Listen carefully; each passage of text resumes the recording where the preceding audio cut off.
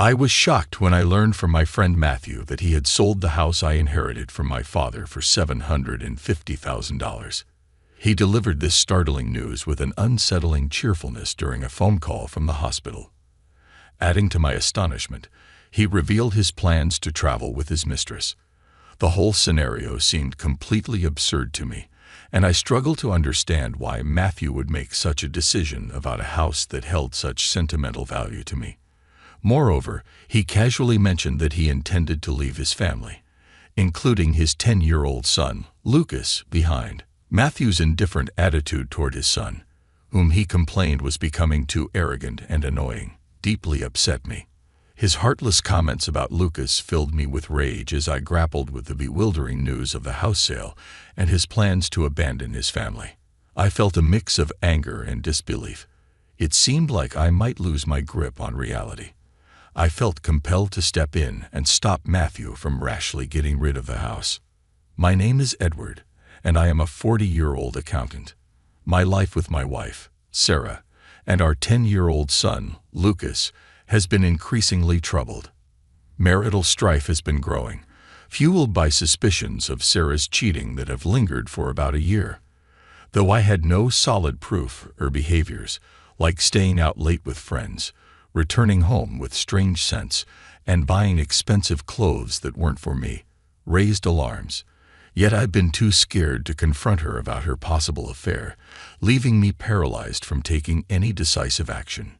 Reflecting on our relationship, I remember the Sarah I fell in love with 10 years ago. Her kindness and sincerity initially captivated me, and our marriage started off blissfully. However, things began to deteriorate around the time Lucas turned 1. Parenting proved more demanding, and as a full-time working parent, I needed Sarah's help with tasks like bedtime and meals. But as these responsibilities became routine, she grew resentful and gradually withdrew from active parenting.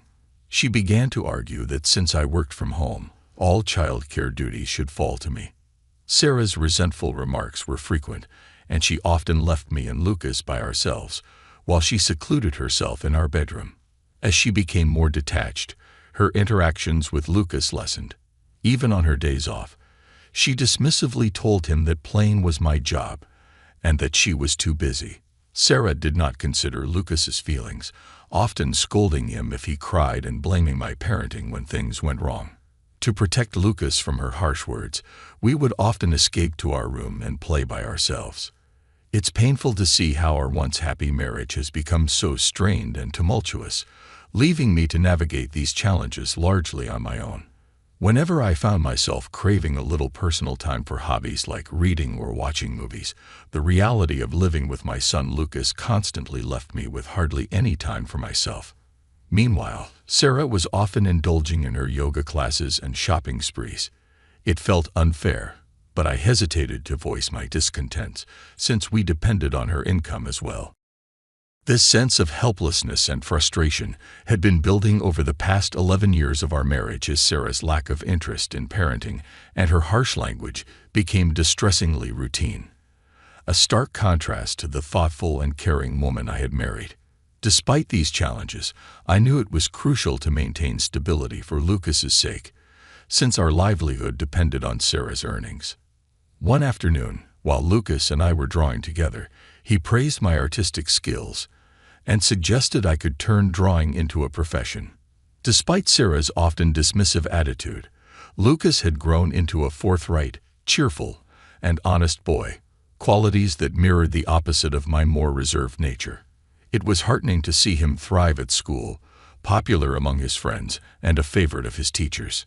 His appreciation for my drawings boosted my confidence and pride, reminding me how much he noticed and valued my efforts.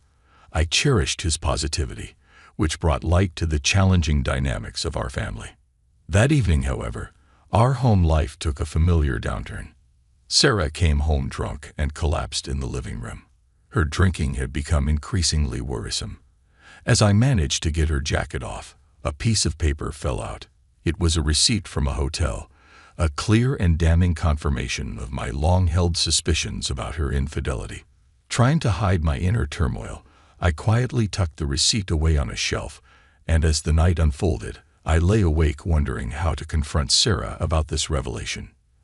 The next morning, with Sarah barely sober and leaving the house before Lucas went to school, I was left alone with my thoughts. Amidst my daily chores, the discovery of the hotel receipt made it increasingly difficult to ignore the truth or maintain the facade of a harmonious relationship. I knew something had to change, but the path forward seemed daunting. I felt an urgent need to confront Sarah, hoping for an admission and perhaps an apology. Within the next few days, as I was lost in these thoughts, my smartphone suddenly vibrated, jarring me from my reverie. An unfamiliar number flashed on the screen, filling me with apprehension. I answered hesitantly, and the caller introduced themselves as a staff member from General Hospital. They informed me that Sarah had been rushed to the emergency room and was now undergoing surgery for a severe kidney disease. The doctor explained that her condition was critical, and she might need a kidney transplant. Overwhelmed by this sudden twist in our lives, I listened as the doctor detailed the gravity of the surgery and the need for a transplant. Despite the pain Sarah had caused me with her mocking and unfaithfulness, I found myself not wanting to lose her. That night, I clung to the hope of her recovery, contemplating the daunting reality of her surgery. As time passed, the search for a suitable kidney donor began. Unexpectedly, I turned out to be the best match. The revelation that I could save Sarah, despite our strained relationship, added a complex new layer to our story. The situation grew even more complicated with the involvement of Sarah's parents, who, despite being elderly, were deeply concerned. The decision to donate a kidney required me to weigh our troubled past against the possibility of a renewed bond through this life-saving gesture. My health was not perfect, but I was still the most suitable donor because of our compatible blood types, and Sarah had no siblings. Admittedly, I had serious reservations about undergoing the surgery. However, the overriding importance of preserving Sarah's life helped me overcome these hesitations. Recognizing the irreplaceable value of her presence, I decided to proceed as her kidney donor. When I discussed Sarah's condition and our upcoming surgery with Lucas, he responded with understanding and encouragement. He stayed with my in-laws during my hospitalization. Despite their health issues, they were able to care for him, and Lucas enjoyed a close bond with his grandparents. Knowing he was in good hands provided me with immense relief. With that peace of mind, I underwent the kidney transplant surgery, which, surprisingly, was completed more quickly than I had anticipated. I spent about a week in the hospital, while Sarah needed 8 days to recover. Thankfully, there were no complications, and both of our recoveries proceeded smoothly. Just before I was due to be discharged, my phone rang, sending a shiver down my spine. I answered the call, bracing myself for another unexpected twist.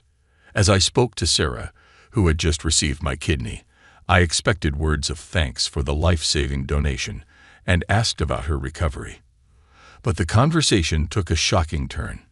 In an unsettlingly cheerful tone, she revealed that she had sold our house for $750,000 and was planning a trip with her lover. I was stunned by the news. It felt like a lightning strike. That house wasn't just any property. It was a cherished inheritance from my father, now thoughtlessly sold off. Sarah's brazen announcement that she also had a lover added another layer of shock. In my state of disbelief, I asked about our son Lucas's welfare, only to be met with her cold indifference. She said she didn't care and was planning to leave him behind. This revelation left me both enraged and appalled. The idea that she would sell the house and abandon her son was incomprehensible. Determined to take action, I realized I had to prevent Sarah from rashly giving up our home. As our call ended abruptly, I was left in a whirlwind of emotions, grappling with her shocking decisions and figuring out how to protect our home and Lucas's future. Struggling to grasp the reality of Sarah selling our house while she was still in the hospital, the stress worsened my condition, leading to an extended hospital stay. Feeling helpless and distressed, I lay in the hospital bed for days, pondering my next moves. My first instinct was to reach out to Lucas. Without the house, we would have nowhere to live.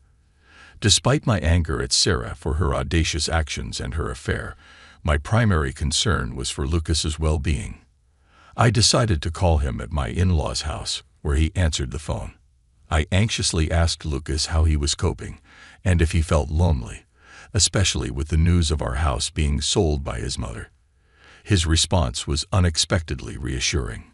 He calmly informed me that he had managed to handle the situation, explaining that his mom had instructed her lover to sell the house. Lucas's mature handling of this surprising turn of events left me both surprised and proud. He reassured me that everything was fine and expressed his gratitude for my concern. Encouraged by Lucas's composed demeanor, I felt a bit of peace settle within me. However, curiosity about what was currently happening with Sarah and her lover lingered, reminding myself of the need for rest. I allowed sleep to take over. After 4 days of recovery, I was discharged from the hospital and made my way to my in-laws' house. Upon arrival, Lucas greeted me with joy, and my mother-in-law welcomed me back with a gentle smile, expressing her happiness. In contrast, my father-in-law's expression was grim as he apologized for Sarah's actions. I was baffled at how Sarah could stray so far from the values instilled by her wonderful parents. Despite their apologies, I acknowledged that perhaps I should have spoken up sooner. As we talked, my in-laws expressed their determination not to let Sarah have her way. Intrigued and somewhat anxious, Lucas and I decided to head home. However, on our way, we encountered an unexpected scene in front of a realtor's office. There we saw a disheveled Sarah and an unknown man, presumably her lover, engaged in a heated argument. Sarah, dressed in sweatpants and with unkempt hair, appeared visibly distressed. Her lover, wearing a short-sleeved shirt and only one shoe, looked frustrated as he complained about the house not being sold and a canceled purchase deal of $750,000. The chaotic scene unfolded before us, adding another layer of complexity to our already tumultuous situation. Sarah's angry gestures and her lover's loud complaints drew shocked looks from passers-by. Lucas and I, equally surprised, approached them, seeking an explanation. Upon questioning Sarah about her actions, she and her lover were visibly taken aback, gasping in surprise. Accusations flew immediately, with Sarah suggesting that I must have talked the buyer out of the deal. Dismissing their baseless claims and instinctively protecting Lucas behind me, I stood firm, ready to address the mess that had unfolded. I stood firm against their accusations, deeply troubled by the unfolding drama. The realtor, caught in the middle of this chaos, reacted with disbelief upon discovering that I was Sarah's husband. The cancellation of the house purchase had thrown a wrench in their plans. Sarah, pointing at her lover, admitted she still had debts from the money she had lavishly spent on him.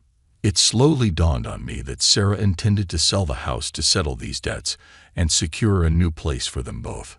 The realization washed over me like a harsh wave. Sarah knew full well that the house was a precious inheritance from my father, and yet she was willing to disregard Lucas and me in her scheme to seize my most valuable asset. My anger surged as I confronted her.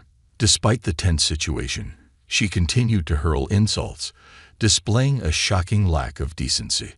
I challenged her audacity to sell my house without my consent, emphasizing that I was the rightful owner. My anger grew as I questioned whether she had gone as far as forging documents to facilitate the sale. Then I revealed a surprising twist. Sarah had been badmouthing the supposed buyers of the house, unaware that they were her own parents. This revelation about my in-laws' involvement came from Lucas, who had discussed Sarah's misdeeds with them. Infuriated by their daughter's actions, my in-laws had decided to step in and protect both their son-in-law and their beloved grandson. Lucas stepped forward confidently, explaining that his grandparents knew the house's significance to us and disapproved of its hasty sale. In a strategic move, they had pretended to buy the house before anyone else could. Faced with this deception, Sarah, desperate and defeated, unleashed a vulgar laugh and lashed out at Lucas and her parents. However, Lucas remained calm despite her verbal assault. In response, I pulled a piece of paper from my bag and thrust it under Sarah's nose, ready to confront her with undeniable evidence. The unfolding drama highlighted the complexities of family dynamics and the lengths one would go to protect the ones they love. I brandished the divorce papers and declared resolutely, I want a divorce. Instead of grasping the gravity of the situation, Sarah snorted and scoffed, questioning my ability to live without her. Unfazed by her arrogance, I decided it was time to dispel her misguided assumptions. Determined to shatter Sarah's illusions, I calmly informed her that I had a plan in place. Don't worry, I'm going to receive a lifetime gift from your parents, I stated, revealing that despite everything, her parents were stepping in to support Lucas and me, ensuring we would be taken care of. This move was not just about ending a marriage, but about securing a safe and stable future for Lucas and myself. I recently shared the news of receiving a significant pre-inheritance gift with Sarah and her lover, which left them visibly surprised. I explained that my in-laws, facing their health issues, decided to transfer some of their wealth to me sooner rather than later. Initially, I thought Sarah might be the recipient of this generosity, but my in-laws were clear that they felt I deserved it more, especially since I had given them a cherished grandson. They expressed disappointment in Sarah, who had not shown appreciation, even for a life-saving organ donation they have facilitated. Feeling fortunate for their kindness, I gratefully accepted the gift. This decision visibly upset Sarah, making her look pale and disturbed. She vehemently opposed the arrangement, labeling it as unfair and corrupt, and even threatened legal action. However, I calmly pointed out that her financial recklessness was to blame for her current situation, and our parents had made a perfectly reasonable choice. I also doubted aloud whether she could afford the cost of a legal battle, considering her history of financial mismanagement. Confronting her more directly, I warned that I intended to claim every cent, due to emotional distress and child support. I sternly advised her that I was prepared to go to great lengths to ensure she fulfilled her obligations. Overwhelmed and regretful, Sarah pleaded for mercy, but it was clear that her apologies were too late. I firmly told her that I would relentlessly pursue justice for both the insults and the neglect she had shown toward our son Lucas and myself. As Sarah and her lover hurriedly left the scene, the realtor, who had observed the whole exchange, thanked me for handling the awkward situation effectively. The resolution, though tense, was necessary to uphold respect and accountability in our family dynamics. After settling any misunderstandings, I was ready to embrace a new beginning. Holding my son Lucas's hand, we walked home together. He thanked me for being his advocate, and his smile in that moment filled me with resolve. Silently, I promised to always protect him. The divorce from Sarah proceeded smoothly, ending a marriage marked by prolonged distress. Surprisingly, it concluded with little fanfare, prompting me to reflect on why I had tolerated so much for so long. It became clear that Sarah had squandered a significant amount of money on her affair and had borrowed heavily to support her indiscretions. Her lover eventually left her, unable to cope with her financial instability. At the same time, Sarah faced professional setbacks. Her company, struggling with material shortages, had to downsize. Sarah, working in the office, was one of the first to be laid off. While unfortunate for her, it seemed likely that the company chose to dismiss employees based on poor performance or behavior, which might have included Sarah, given her conduct at home. Now jobless, Sarah scraped by with part-time work, showing little initiative to seek full-time employment. Her life appeared bleak, having lost her job, lover, and husband. Despite my past efforts, including donating a kidney to her, Sarah had taken my sacrifices for granted. It seemed that karma was finally catching up with her, and it was time for her to focus on repaying her debts. Meanwhile, I turned a new leaf by venturing into illustration, using the assets inherited from my in-laws. Inspired initially by Lucas's praise of my drawing skills, I received positive feedback from clients who valued the meticulous and skillful nature of my work. I plan to expand my client base and continue working hard to provide a better life for Lucas and myself. This new chapter was not just a recovery from past wounds, but a proactive step toward a thriving future. After Sarah's downfall and the smooth proceedings of our divorce, I thought life would return to normal, but it took time to truly heal from all the damage she had done. Lucas and I stayed with my in-laws for a while, trying to rebuild a sense of stability. They had been incredibly supportive, helping me understand that I wasn't alone in this fight. Months passed, and Sarah's life continued to spiral out of control. She struggled with the debts she had accumulated, and her reputation in the community had tarnished. Her lover left her shortly after she lost her job, and the final blow came when her medical condition deteriorated. Despite receiving my kidney, Sarah's health declined due to her reckless lifestyle choices. She was often in and out of the hospital, and it became clear that she had no one left to lean on. One evening, I received an unexpected phone call. It was Sarah's mother, her voice strained with sadness. "Edward," she said softly, "Sarah isn't doing well. She's been asking to see you and Lucas. I know she's done terrible things, but she's our daughter.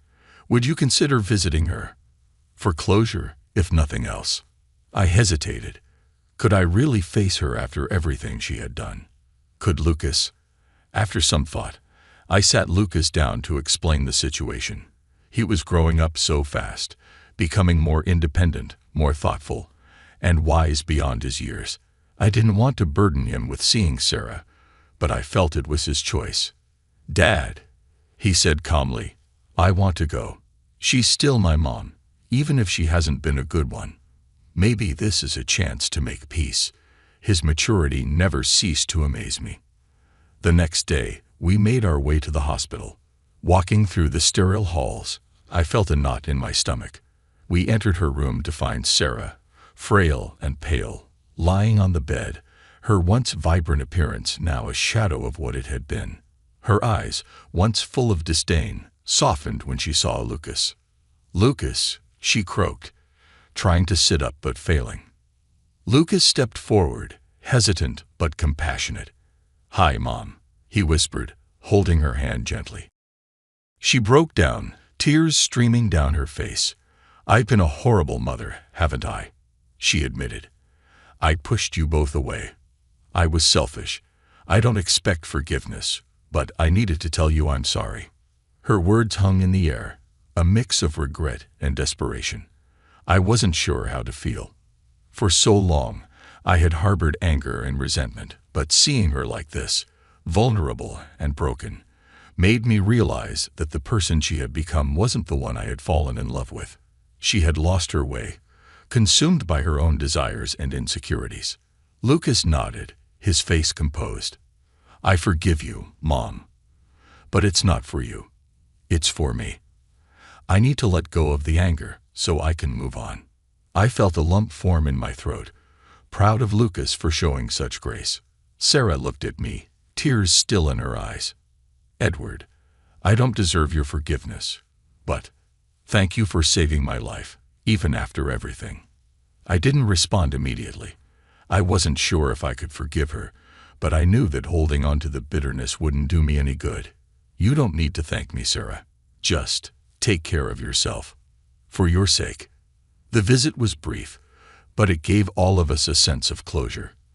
As we left the hospital, Lucas took my hand and smiled up at me. "We're going to be okay, Dad." And he was right. Over time, our lives settled into a new rhythm.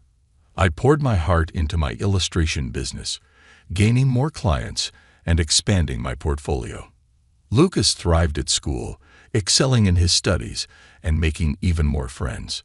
We spent our weekends exploring parks, drawing together, and even traveling to new places, a fresh start for both of us. As for Sarah, I heard from her parents occasionally. She remained in poor health but seemed to have accepted the consequences of her actions. Her life was a cautionary tale of what happens when selfishness consumes you. Years passed, and Lucas grew into a remarkable young man. He followed his passion for art, and I supported him every step of the way. Our bond had only strengthened through the trials we had faced together. My illustration business flourished, and I finally felt the stability I had craved for so long. One day, Lucas came home with a special announcement. "Dad," he said, beaming with pride, "I've been accepted into an art school. I want to follow in your footsteps." I hugged him tightly, tears welling in my eyes. "I'm so proud of you, Lucas." Looking back, I realized that while our lives have been full of pain, betrayal, and loss, they had also been filled with growth, resilience, and love. In the end, it wasn't about what we had lost, but what we had gained: each other.